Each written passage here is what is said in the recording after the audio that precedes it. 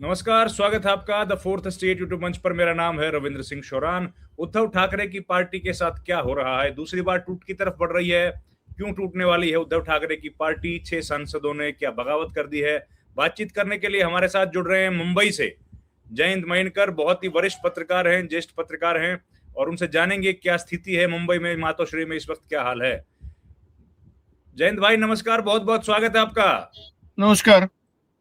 जयंत भाई, क्या मामला हो गया? उद्धव ठाकरे से इतने नाराज क्यों हैं सांसद?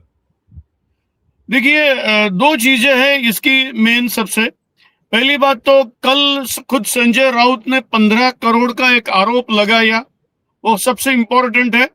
और जी साथ में कल शाम को या आज सुबह एक आरोप लगाया कि जो सबसे इम्पोर्टेंट उन ये 6 जो गए हैं उनमें से जो सबसे इम्पोर्टेंट थे वो यानी ओम राजे निम्बाळकर, निम्बाड़कर। उनको जिनके पिताजी के खून मर्डर की एक केस चल रही है। तो संजय राउत ने ये एक आरोप लगाया कि उनको ऐसा बोला गया कि आपको जैसा चाहिए वैसा निर्णय कोर्ट की ओर से आएगा, और बाद में उन्होंने साइन किया।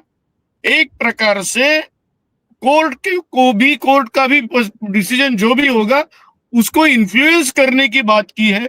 अच्छा, ये बात संजय राउत ने जैसे कही है वैसे ही राजदीप सरदेसाई उन्होंने भी अपने ट्विटर पे लिखा है। तो आज अगर आप with the help of 292 MPs जो भी आए हैं, चाहे उनमें तृणमूल के रहे, चाहे टीडीपी के रहे, चाहे नीतीश कुमार की पार्टी के रहे, आप अगर आज 300 तक पहुंच रहे हो तो आपको ये ऑपरेशन टाइगर की जरूरत क्या है? मैं ये हरदम बोलता हूं कि ये डिफेक्शन या एंटी डिफेक्शन लॉ जो भी कुछ है, कांग्रेस के जमाने में भी ये होता था, और उस वक्त भी हम जैसे पत्रकार है उन्होंने इसको क्रिटिसाइज किया है। जबकि एनटी रामाराव सरकार गिराने की कोशिश की, हम ही थे, हमने उसको क्रिटिसाइज किया था। रामकृष्ण हेगड़े के वक्त हमने क्रिटिसाइज किया था। लेकिन वो तो आयाराम गयाराम एक प्रकार से 1 या 2 एमएलए आते थे। ये तो 2/3 की जब बात आ रही है तो यानी ये चोरी की बात नहीं है। 1 आध 2 एमएलए आए यानी यूं समझो कि जैसे चोरी हो रही है। ये चोरी नहीं हो रही है, ये तो डकैती हो रही है। आके होलसेल में जाके चलिए तुम्हारे पार्टी की कीमत क्या है हम दे देते हैं, क्या इस प्रकार से हो रहा है? और कोई नहीं मानता, जैसा कर्नाटक में अपने डीके शिव कुमार आखिर तक नहीं माने, तो फिर ईडी इनकम टैक्स है। हमारे महाराष्ट्र में अशोक चौहान, मिलिंद देवरा मान गए, वो बीजेपी में शामिल हो गए तो उनको पद मिला। जो शामिल नहीं हुए उनको ईडी इनकम टैक्स लगा। क्या ये लोकशाही है? मुझे नहीं लगता लोकशाही। We are going down. तो इसका क्या असर आप बंबई में देख रहे हैं? आप तो बंबई की सड़कों पे घूम रहे हैं जयंत भाई। बंबई में उद्धव ठाकरे की पार्टी टूटने की खबर के बाद क्या माहौल है? जरा रिपीट कीजिए फिर से।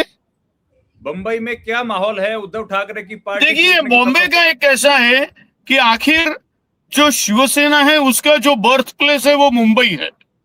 तो आज भी आप देखिए, अनिल देसाई, संजय राउत का तो सवाल नहीं, हो तो राज्यसभा में है। अनिल देसाई और ये अपने अरविंद अरविंद सावंत। सावंत नहीं गए। जो हार्डकोर मुंबई वाले हैं, नासिक के एकमात्र वो भी नहीं गए। बाकी सब लोग चले गए। तो हरदम जो मैं 1990 से देख रहा हूं कि एक शिव सैनिक या एमएलए में एक फर्क रहता है।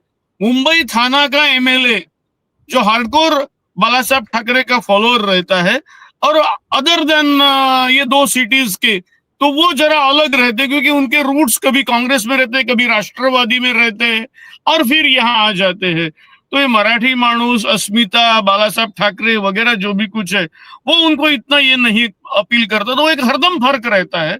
वही आज भी डिफेक्शन में मुझे दिखाई दिया है। तो अब क्या होगा उद्धव ठाकरे की पार्टी का?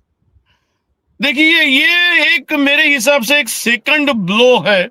एक प्रकार से उद्धव ठाकरे ने एक गलती की, वो है ना, एज ए सीएम उन्होंने राह देखे बगैर उन्होंने रिजाइन किया, जो बहुत बड़ी गलती कर दी उन्होंने।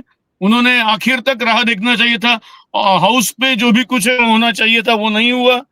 उसके बाद 2024 में शरद पवार के साथ मिलके उन्होंने एक बहुत ही अच्छा परफॉर्मेंस दिया, उनके 9 एमपीज आए। लेकिन आज इसके बाद अगर कोई इलेक्शन है तो वो 2029 में है।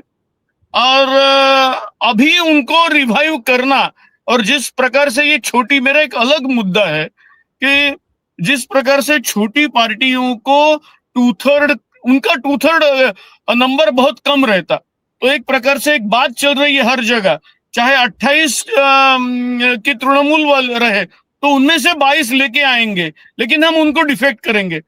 तो एक पॉलिटिकल बात ऐसी हो रही है कि इसके लिए कांग्रेस ही एक विकल्प है जहां जाए, ताकि कम से कम डिफेक्शन तो ना हो। क्योंकि आज कांग्रेस में अगर देखेंगे तो 99 उनके पास है, तो 99 एमपीज में से 66 निकालना बहुत कठिन होता है। तो इस हिसाब से एक कॉल आ रहा है, चाहे वो तृणमूल रहे चाहे शरद पवार रहे, एक कॉल आ रहा है, चलो एक्स कांग्रेसमैन एक हो जाओ। अब हो भी सकते हैं, क्योंकि सर्वाइव होने के लिए उनको एक होना पड़ेगा। मुझे नहीं लगता है शिवसेना भी कांग्रेस में मर्ज होगी, क्योंकि शिवसेना की आइडेंटिटी अलग है, वो टिपिकल रीजनल है। लेकिन एक मुझे लगता है कि एक बहुत बड़ा दूसरा लगातार ब्लो बैठा है, और उद्धव ठाकरे क्या उठ पाएंगे इसमें से, मुझे जरा प्रॉब्लम लगता है। कांग्रेस के ही साथ वो खड़े हो पाएंगे, कांग्रेस की लीडरशिप में शायद उनको थोड़ी सी जगह मिलेगी। क्योंकि कल ये भी न्यूज आई थी, इसके साथ बीएमसी के भी कुछ नगर सेवक डिफेक्शन कर रहे हैं। तो मेरे हिसाब से ये बहुत बड़ा ब्लो है उद्धव ठाकरे के करियर में। तो अब इस तरह की पॉलिटिक्स के बारे में, इस तरह की राजनीति के बारे में लोगों का क्या कहना है दादा वहां पर बंबई में? देखिए, हम जैसे पत्रकार तो ये बोलेंगे कि ये तो कांग्रेस ने भी एक जमाने में ये राजनीति की है, आज उनको उसी भाषा में जवाब मिल रहा है, ये हम बोलेंगे। लेकिन एक बात है, इन मास मुंबई थाना के शिव सैनिक, या यहाँ तक कि बिल्कुल जो ओम राजे नाइक निंबाळकर उनकी कॉन्स्टिट्यूंसी में लोगों का जो सर्वे किया, वो सब हैप्पी नहीं है, वो चाहते नहीं है कि ऐसा हो जाए। क्योंकि आज से 20 साल पहले उनके ही पिताजी का नवी मुंबई में, जहां मैं रहता हूँ, उसी एरिया में मर्डर हो गया था। और आज 20 साल बाद उनका बेटा अगर उनके साथ जा रहा है जो बीजेपी में है, ऐसा तो ये थोड़ा सा लोगों को अच्छा नहीं लगता। तो जिस प्रकार से डिफेक्शन हो रहा है, मैंने चोरी और डकैती की बात की है ना, कि कांग्रेस ने भी ये सब कुछ किया है, मैं ना नहीं बोलता हूं, हमने भी कवर किया है, आया राम गया राम, हमने सब कुछ कवर किया है, उस वक्त भी हमने क्रिटिसाइज किया है। लेकिन ये 1-2 आना और पूरी पार्टी खरीदना, ये बहुत अलग है। और मेरे हिसाब से ये जो चोरी डकैती का जो मैं एग्जांपल दे रहा हूँ डिस्कशन में, हरदम अपने आर्टिकल्स में लिख रहा हूँ, ये बहुत इंपॉर्टेंट है। और अभी जो हो रहा है, ये एक प्रकार से पूरी डकैती हो रही है।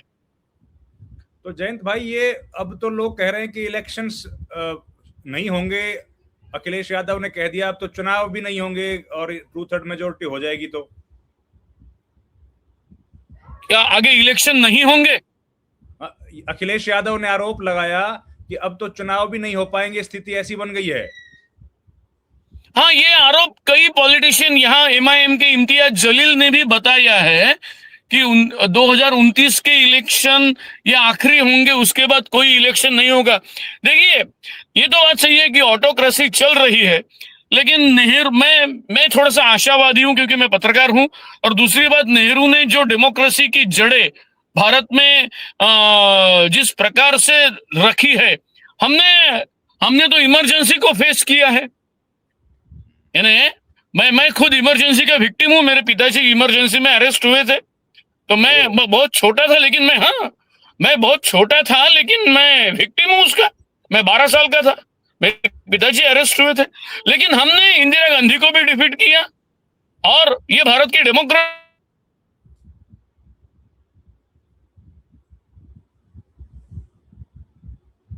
नहीं हूं, मैं बिल्कुल आशावादी हूं। ठीक है, कुछ चीजें हो रही है, गलत हो रही है, लेकिन इतना भी नहीं कि डेमोक्रेसी पूरी चली जाएगी और क्या कोई फैसिस्ट नाजी आएगा। नहीं नहीं नहीं, हमारी डेमोक्रेसी की जड़ें अच्छी है, हम इससे भी उभर पाएंगे, ऐसा आशावादी मैं हूं। बहुत बहुत धन्यवाद जयंत आपका, thank you very much, thank आपने वक्त दिया। Thank you. मुंबई की सड़कों पर क्या स्थिति है?